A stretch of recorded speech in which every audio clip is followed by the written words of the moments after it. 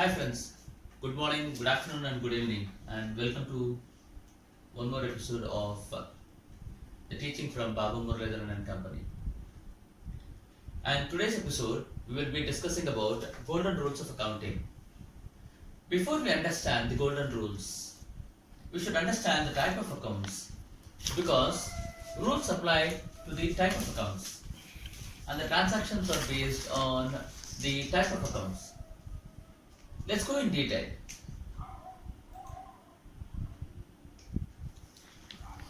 According to golden rules of accounting, accounts are divided into three major types, three categories, and let's discuss about that each of these categories in detail. The first account is called real account. What actually is real account? Real account relates to all the assets of a business enterprise, and that makes one more question. What is an asset? An asset is a thing or a property which the business owns to get the benefits from it in future in the form of revenue or for generating revenue. An asset is used to generate future revenues for the business, and this rule of real account is applicable for transactions like purchase or sale of assets and depreciation on assets or disposal of the asset. Some examples of assets like land and building, furnitures, vehicles, plant and machinery, trademarks, copyrights, cash.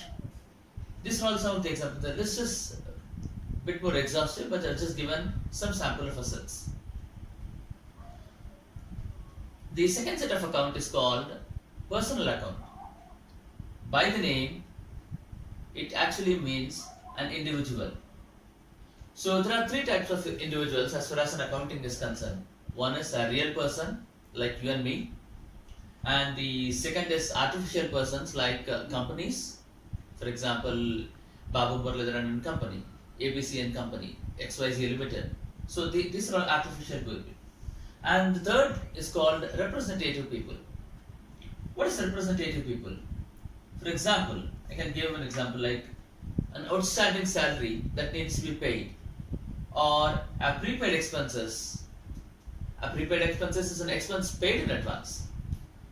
Outstanding salary is nothing but a salary which is not yet paid. So these are all examples of representative person. The third set of accounts, is called nominal account. Nominal account, I can share some examples. Again, the list is exhaustive, but some of the examples like expense, income, and losses or profits. These are all the four categories of nominal accounts. When you talk about expense, example is salary, wages, anything that we purchase, electricity bill, any provision purchased, stationery purchased, and any type of expenses like transportations, rent, etc. Income, sale income, commission received, and any other rental income that we receive. So these are all category of incomes that comes under nominal account.